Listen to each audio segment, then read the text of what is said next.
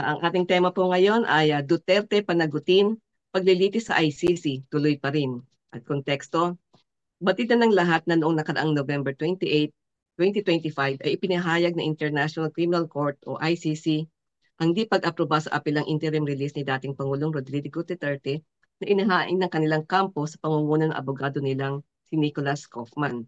Samot-saring opinyon ang naglabasan sa social media, pati ang mga reaksyon mula sa pamilya ng mga Duterte at mga panatikong tagasunod nila.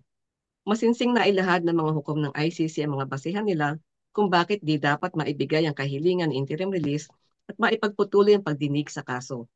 Base sa reaksyon ng anak na si VP Sara Duterte, tinanggap nila ang tugon ng ICC.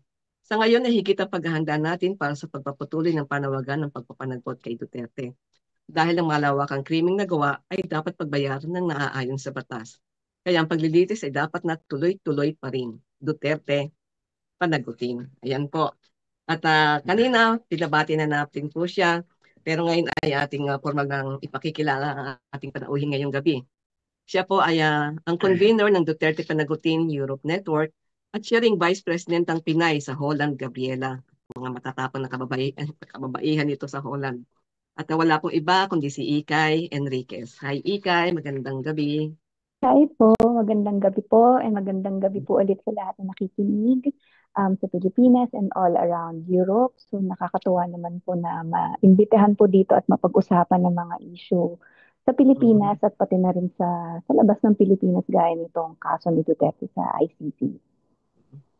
Bago natin puntahan yung issue ng tungkol dun sa naging desisyon ng ICC. Kumusta muna dyan sa Netherlands? Ano ba ang mga kasalukuyang nangyayari dyan? Ano ba yung mga issue na lokal? At kumusta ba yung grupo ninyo? Iyon, Ikay, pakikwento mo muna sandali. Well, ngayon sa Netherlands and I think nangyayari rin sa buong Europa or actually sa buong daigdig, marami pong mga anti-immigration na mga issues na lumalabas. Gaya po dito sa Netherlands, nagtatry po silang ibahin yung mga batas ukol sa mga migrante, ukol po sa mga refugee at mga asylum seekers. And lahat po ng mga tinatry ipasa ng Dutch government ay hindi po makatao, hindi makatarungan. So ito po ay isang bagay na tuloy-tuloy na pinaglalaban ng mga Pilipino kasama ng iba pang mga migrante. Tulong-tulong po tayo, bumubuo ng mga solidarity network sa mga alyansa para tuloy-tuloy po ang protesta, tuloy-tuloy pong makipag-buo ng dito, solidarity sa mga pwedeng gumawa ng, let's say, mga policy makers, mga ganito po. So kaliwat kanan, we're trying our best to address yung mga ganitong issue kasi kung dati mas makatao sila sa sa pakikisama sa mga migrante, regardless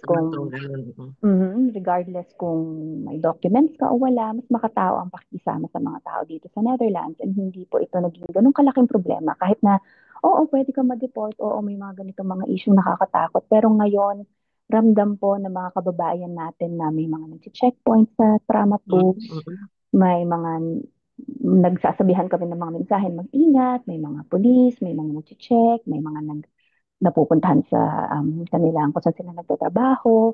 So nakakalungkot, kaya tuloy-tuloy po natin kasama ang migrante, Netherlands, kasama po ang iba pang mga grupong gaya ng migrante na lumalaban para dito. So bagamat hindi ang nanalo kumbaga dito sa huli naming eleksyon ay sinasabi nilang progresibo pero hindi naman talaga center right ang tingin natin dito.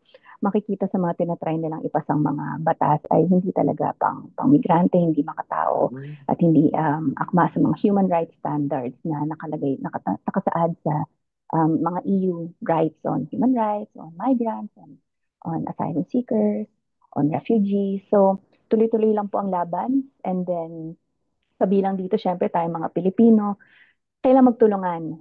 So, nananawagan po ako sa mga nakikinig ng mga Pilipino ngayon or manunood dito pag-replay na sa mga susunod na mga araw.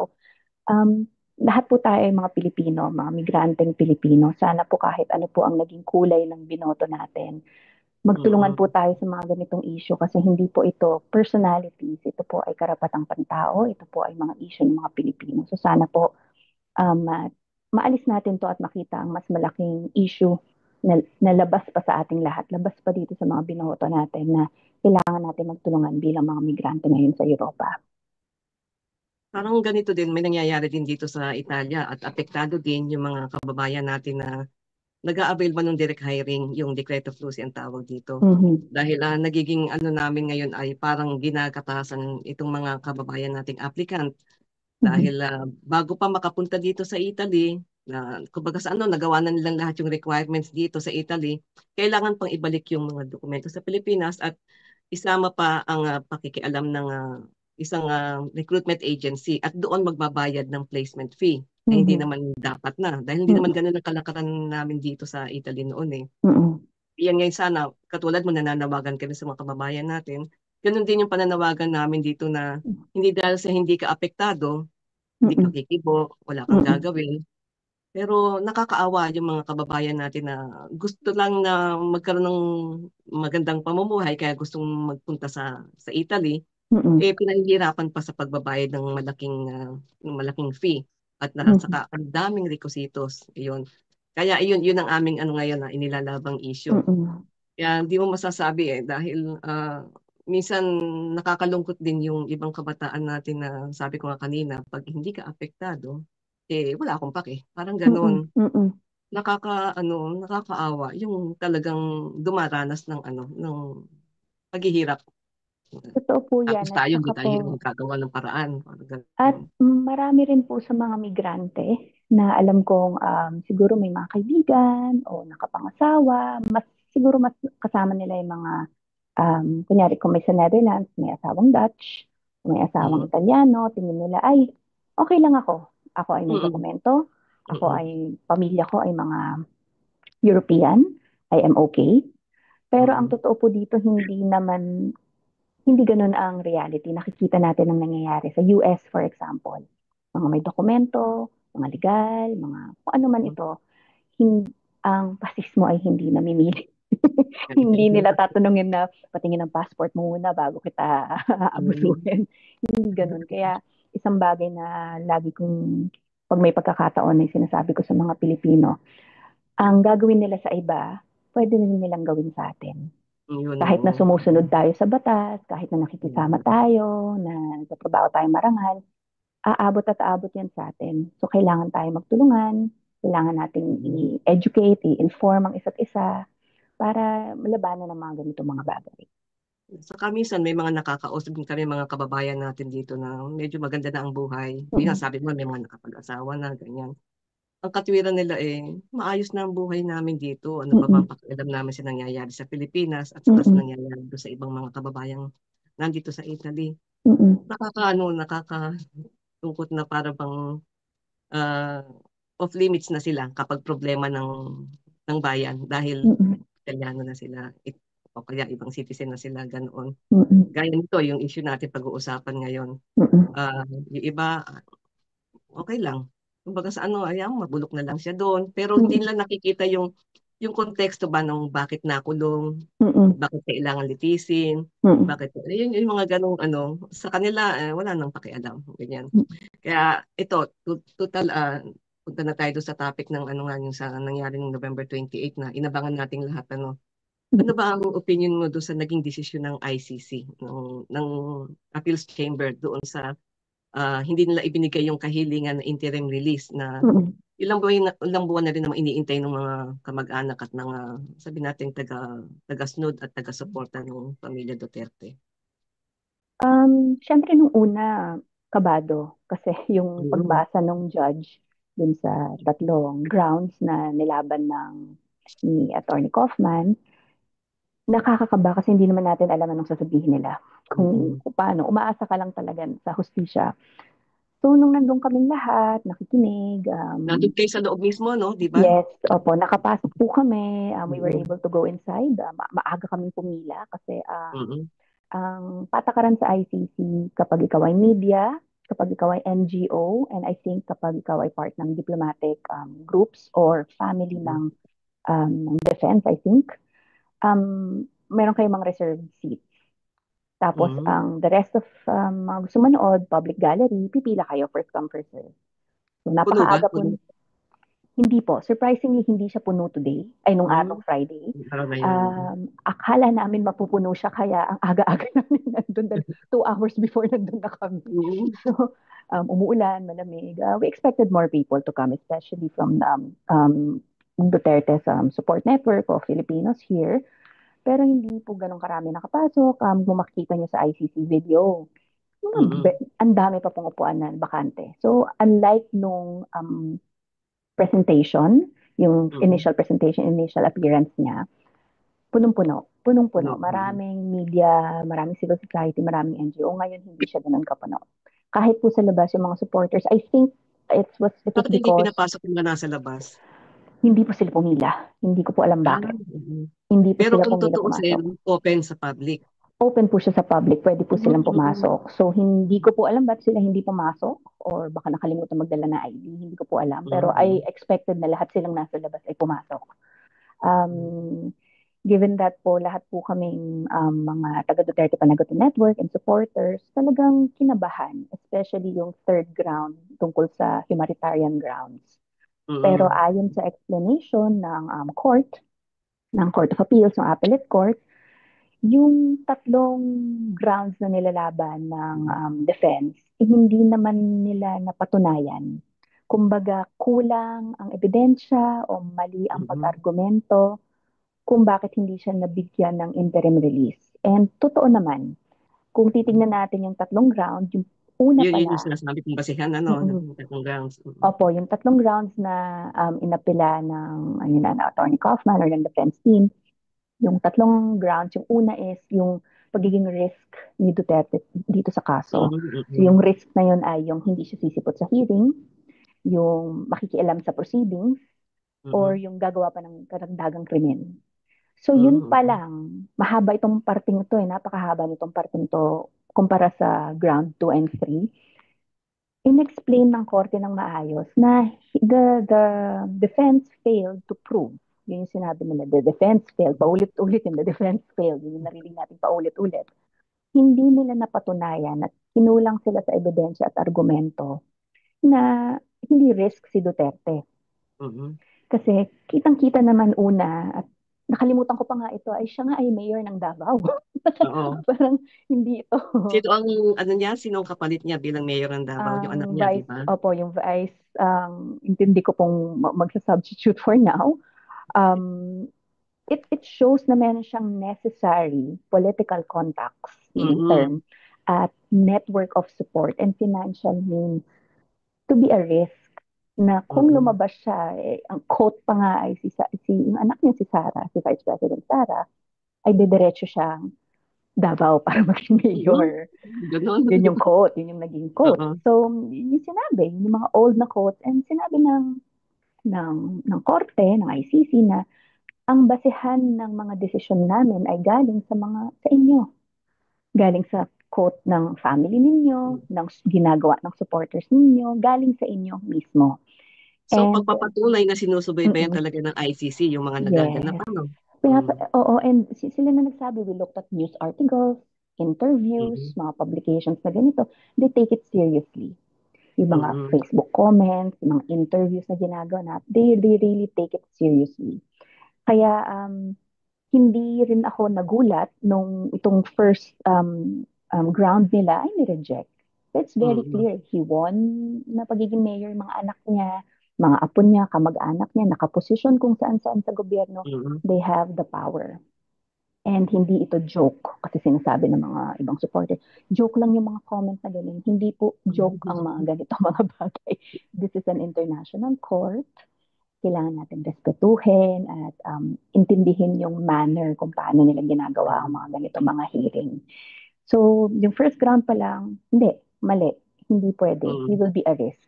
Which is why yung ground 2 and 3, yung ground 2 is yung acknowledging yung capacity ng state na hindi po natin alam aling bansa actually yung Wala nagsabi. silang inilagay na kung Wala sino yung sila. kaampon nila.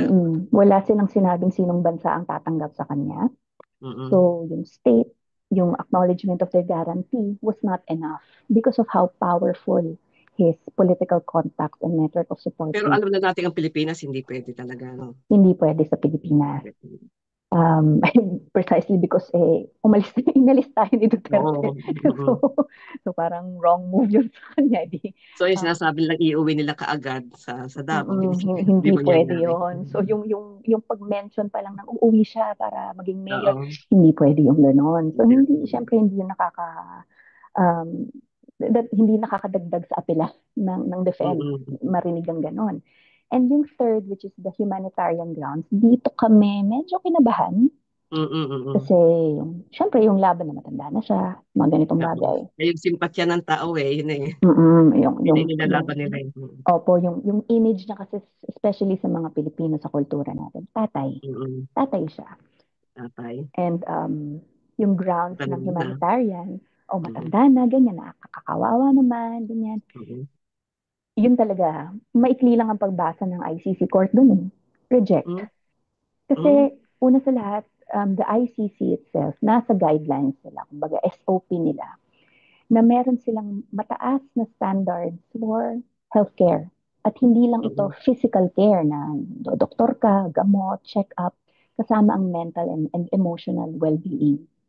So, kung tutuusin, inaalagaan ng ICC ang kanilang Lahat mga ng buhay ko detainees. daw. Mm-mm. Exactly. So, hindi ubra, very exceptional yung case for humanitarian grounds. So, nung una sabi ko, okay, paano to yung pagiging matanda niya? Paano nga ba na Mm-mm. mailalaban yun? Pero hindi naman siya necessary. And para mag-consider ang ICC ng ganyan, napakataas ng standards nila. So, nung nabasa na yung tatlong ground at ni-reject lahat, talagang nakahinga kami ng malalim. Mm-mm. Masaya, napakasaya. Pero malungkot rin pa rin. Kasi para bang, okay, ito na. Ano na ang susunod?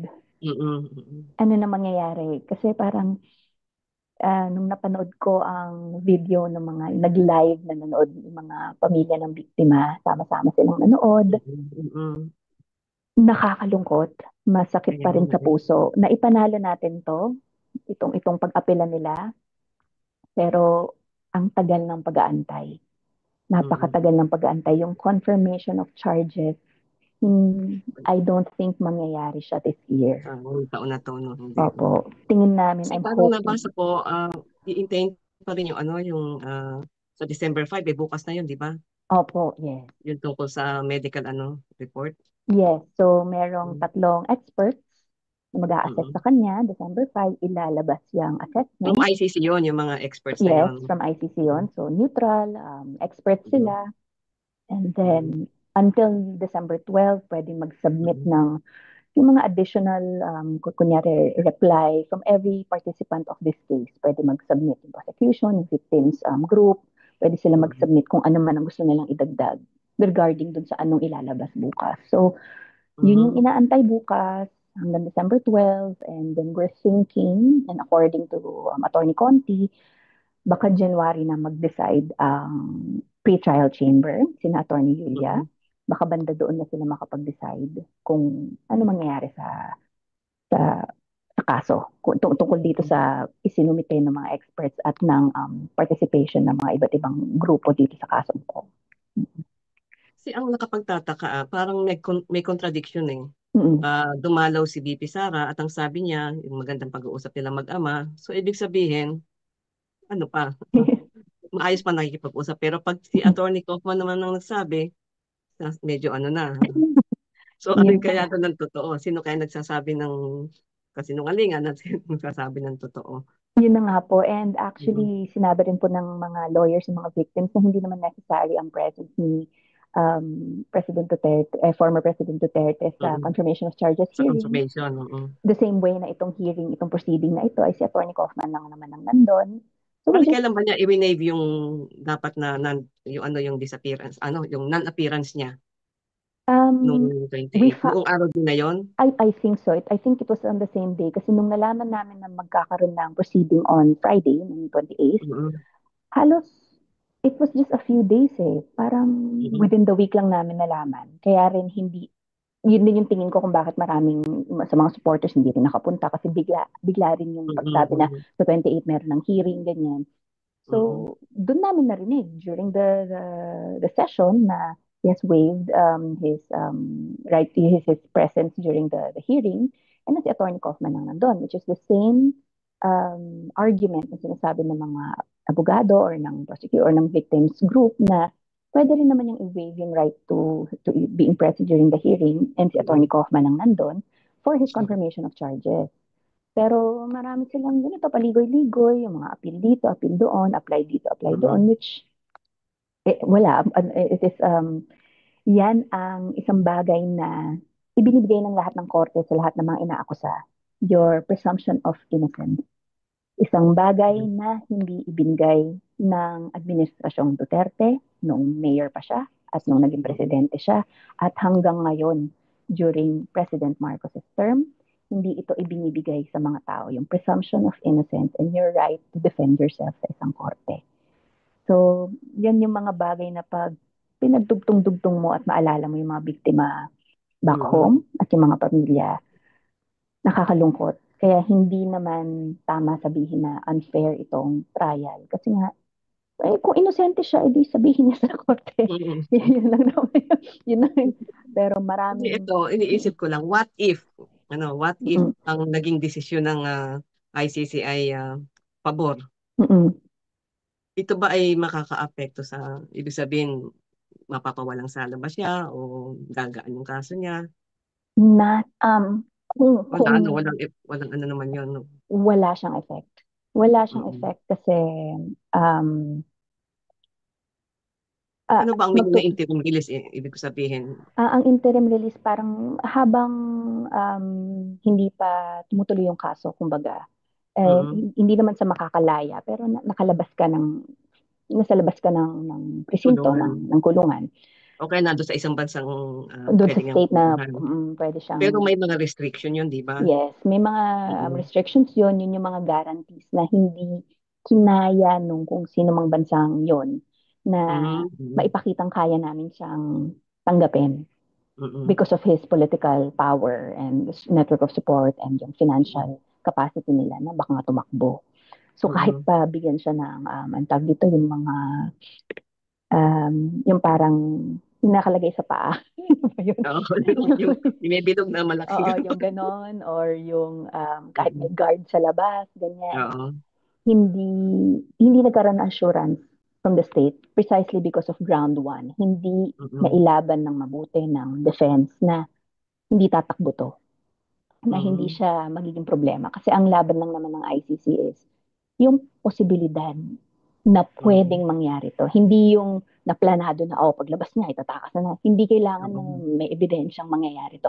Yung posibilidad lang na pwede siyang tumakas, pwede siyang gumawa pa ng krimen, pwede siyang manggulo sa proceedings, sa investigation, mang-impluensya, which he can. Kasi yung mga anak nga niya, kamag-anak, lahat, meron pa rin siya mga tao sa gobyerno. It exists. So, kung kunyari nangyari man na napagbigyan siya ng kanyang interim release, tutuloy pa rin naman ang kaso at pag nandun na sa confirmation of charges and pag tumuloy na yung proceedings, he has to be present during the case. So, pero hindi tayo nakakasiguro na babalik. Yun na nga. Which is why we are very happy and tinatanggap namin itong ginawa ng Appellate Court. And makikita mo na due diligence talagang nagre-research ang korte. Nakita nila ang mga interview, nakita nila yung mga posts, nakita nila yung mga news articles. Alam nila contextually. And sinabi rin ng korte na kasi sinasabi ng defense na hindi niya naman nakita ano yung nangyayari, hindi naman nakakonteksto sa nangyayari kay Duterte. Hindi eh. Makikita mo sa arguments ng prosecution, ng victim side, na it is very specific to Duterte's case kung paano nila inilaban na hindi, huwag niyo siyang bigyan ng interim release. So, magaling yung pag-research dito at sa lahat ng mga taong gumawa ng trabaho para dito, para sa mga biktima, maraming salamat kasi ito na yung huling pag-asa natin. Yung pagtutok talaga, ito na yung pag-asa natin. Hindi natin nailaban to sa Pilipinas. Yung ICC na yung pag-asa natin makakamit ng hustisya. Hindi lang dun sa mga biktima, pero doon sa para sa buong Pilipinas. Hindi porket hindi ka namatayan, ay hindi ka apektado. Yung culture of impunity, yung culture of hate, pati yung mga batang maririnig mo, ay papatayin kita. Ganyan. Nagiging Mm. joke ang tokhang, uy, natokhang yung friend ko. Yung Oo, yun na yung naging ginagamit mindset nilang, ng mga ano ng tao sa oo, atin nung panahon na yun eh. yung ginagamit na lang siya, napakakaswal. Napakakaswal Mm, yung mm. gamitin yung pagsalitang patayin kita. Mga bata Oo. naririnig mo, hindi tayo ganun bilang mga Pilipino. At yun ang kulturang iniwan niya. And maraming mga orphan, maraming mga kababaihan na nawalan ng kapatid, ng tatay, ng asawa. Napakabigat. So hindi lang ito, may mga namatay. Henerasyon ang kailangang bumuo ulit Mm. ng komunidad ng Pilipinas dahil sa ginawa niya. And yan yung kailangang sana maintindihan ng mga tao na hindi lang to bastang crimes against humanity. Hindi siya ganun kasimple. Mm. Di ba nung nandun tayo noon sa Netherlands nung magkakasama tayo, Mm-mm. meron ding mga ah, yung may mga napadalo tayo ng mga kaanak ng Mm-mm. biktima.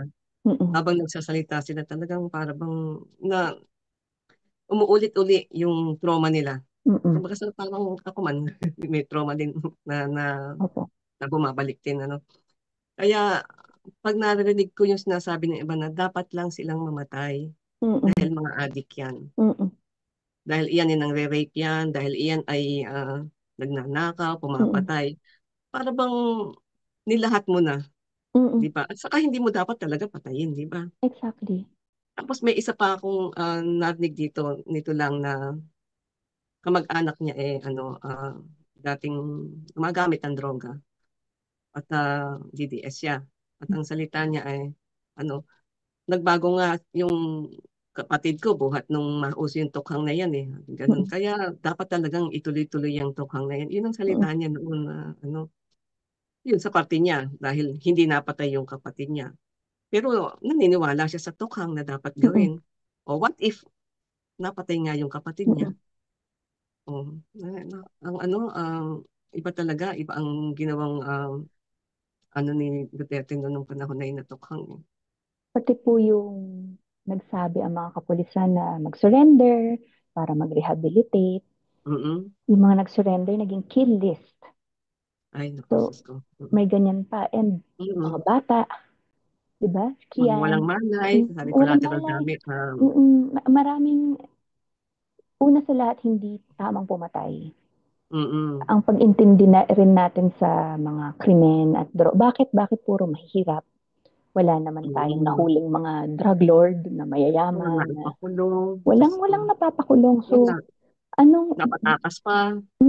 and nung panahon, sa pagkakaalala ko, nung naging presidente si Duterte at sinabi niyang droga ang problema ng bansa.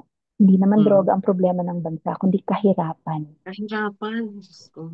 Hindi droga, Yun yung kahirapan. pinagkaugnat, kahirapan. Hindi naman ganun kung may gumagamit man ng Mm. droga, dulot rin to ng kahirapan, dulot rin to Mm. ng kawalan May ng, iba't ibang dahilan.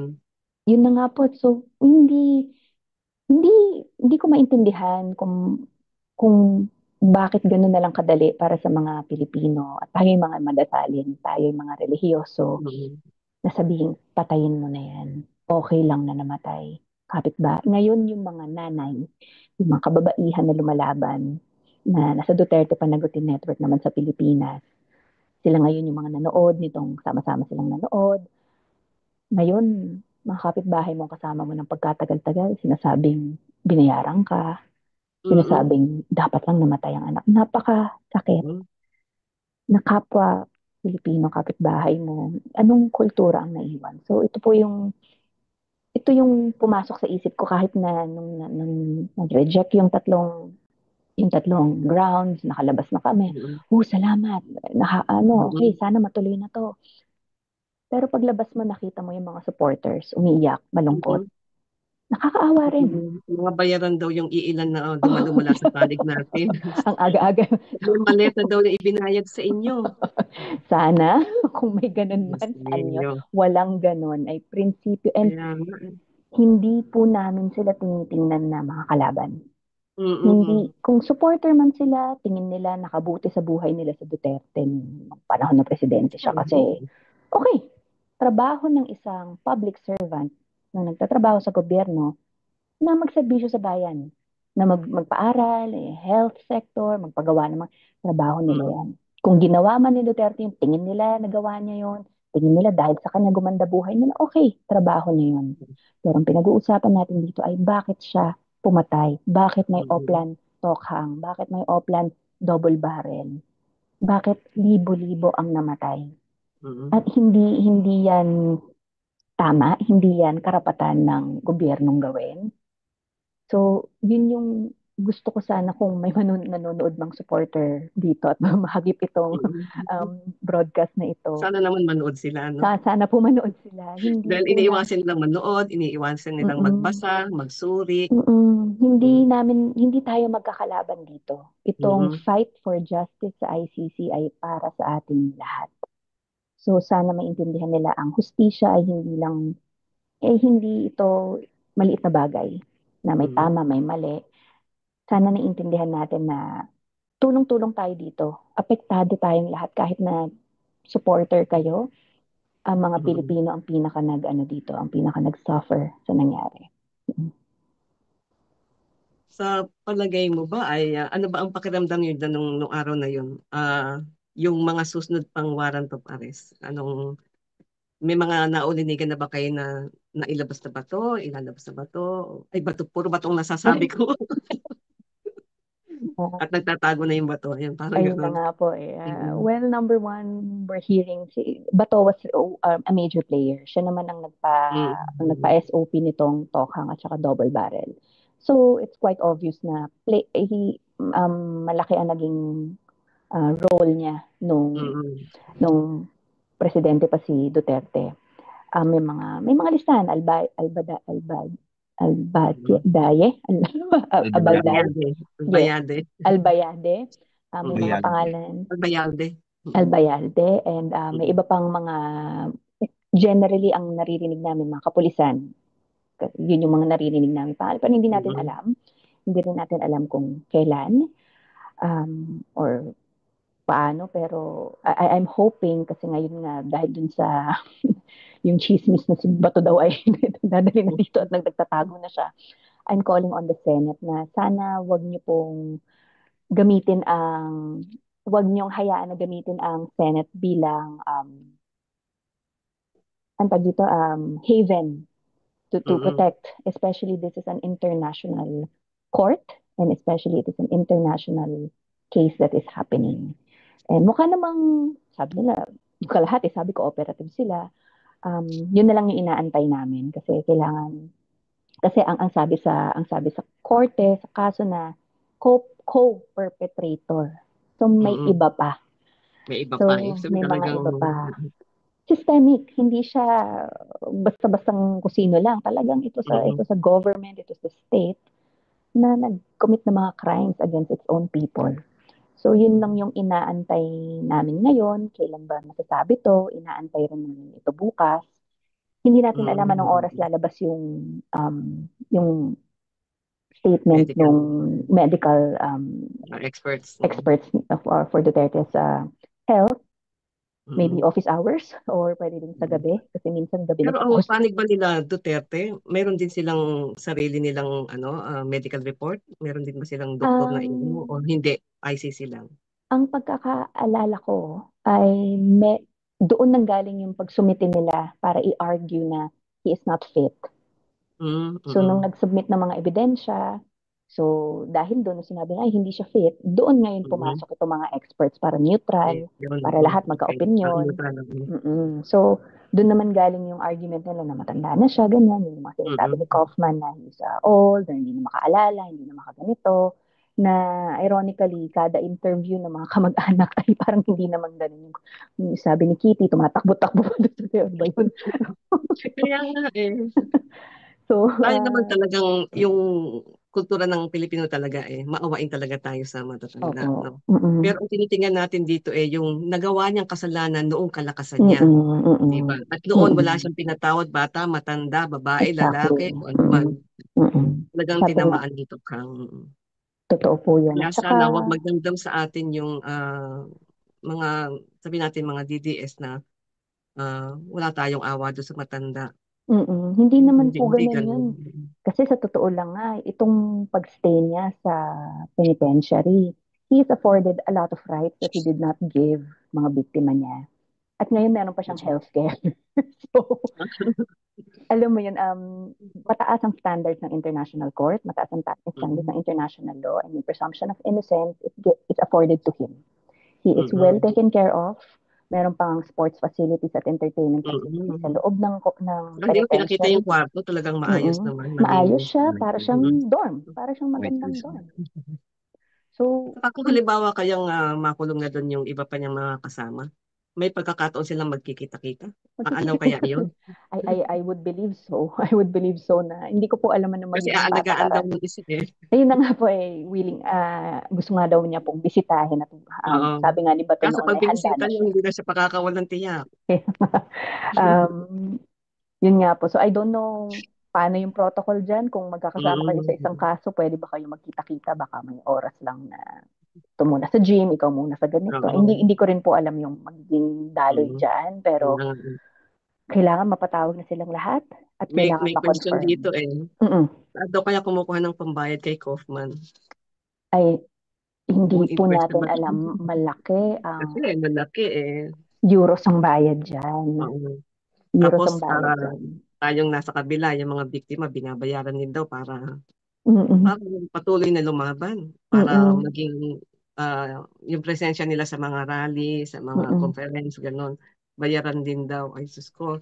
Ay, Maawa hindi. naman kayo sa mga tao na wala na nga ng Mm-mm. kaano. Pagbibintangan pa ng gano'n. So, yun na nga po eh. Tsaka sana isipin nila yung pagbibintang nila eh. Mm. Gusto ba nilang ganun din ang sabihin tungkol sa kanila? Mag-stick Oo. to the facts na lang po tayo. Tingnan ko Tingnan nga kung natin may yung mga tanong kaso. dito. Baka may Sige. tanong dito sa ano natin. Sa mga komento. Aha. Ay, teka. Hirap basahin. Di, mga ano to, mga komento. Tingnan ko lang ha. Baka may Mm-mm. mapulo tayo dito. Mm-mm. Mula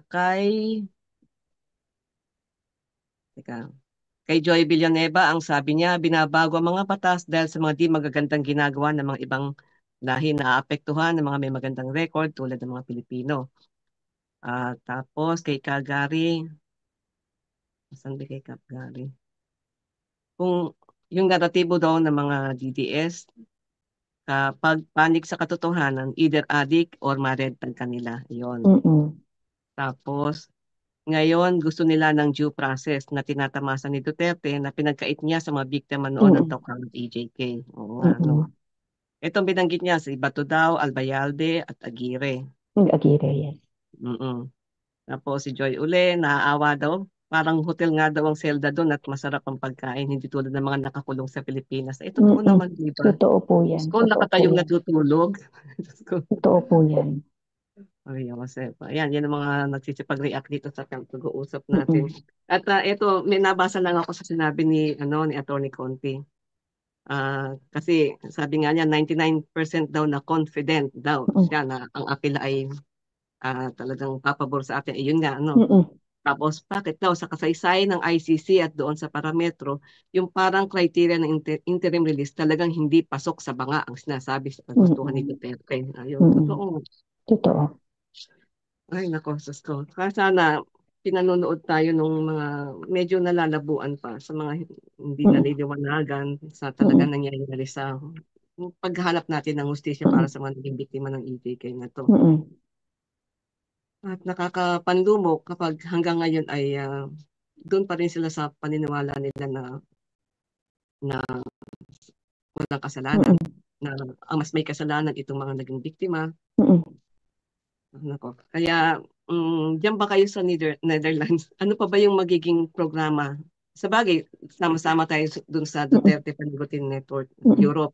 Mm-mm. Ano ba yung mga patuloy pa nating gagawin para sa pagbabantay sa ano na to, sa kaso na ito ni Duterte?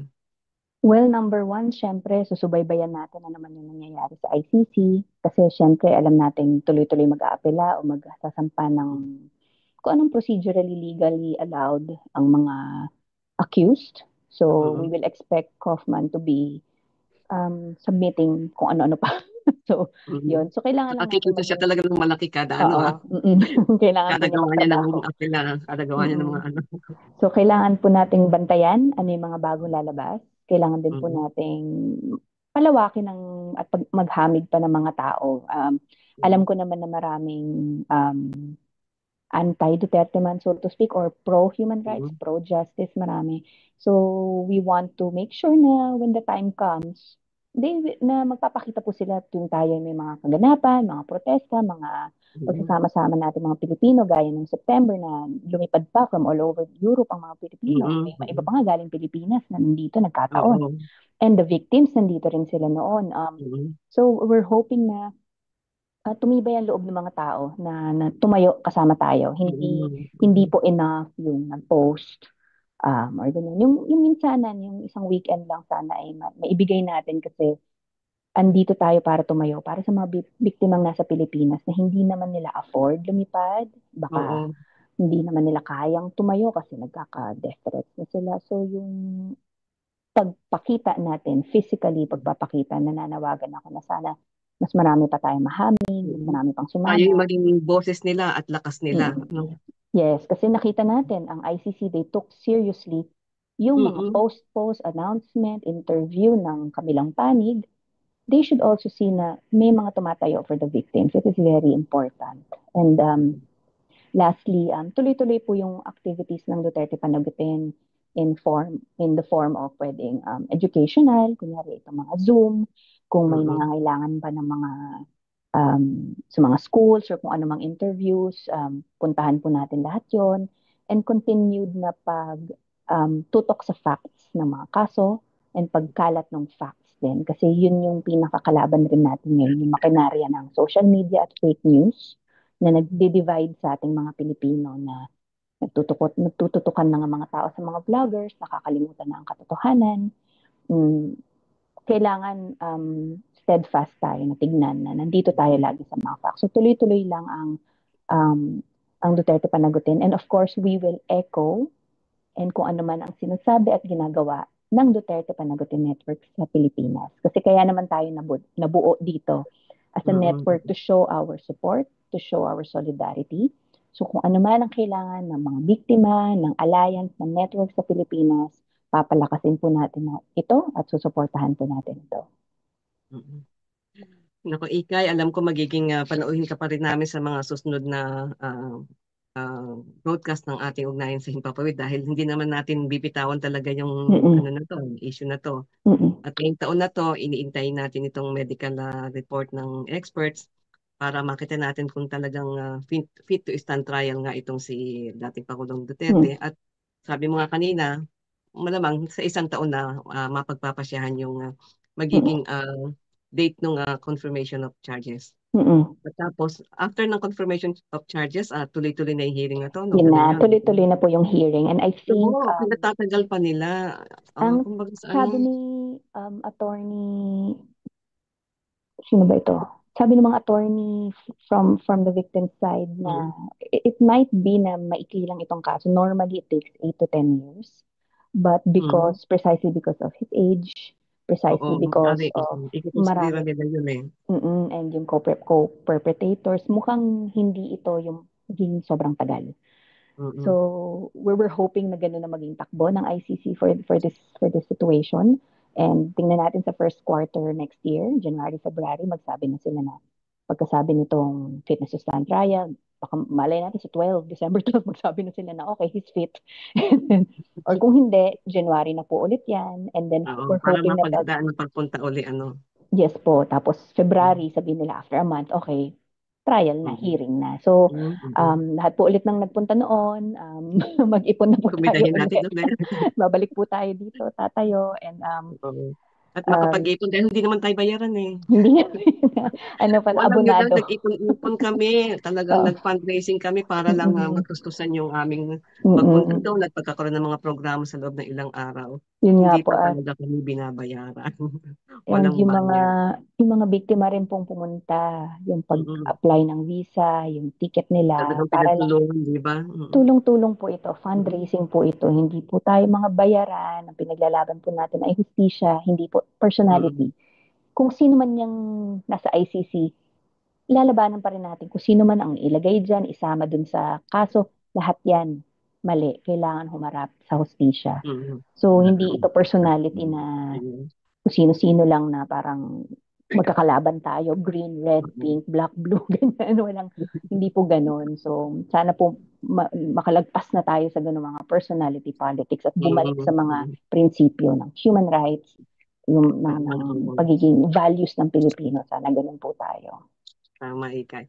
Okay, nasa dulong ano na tayo ng bahagi ng ating programa.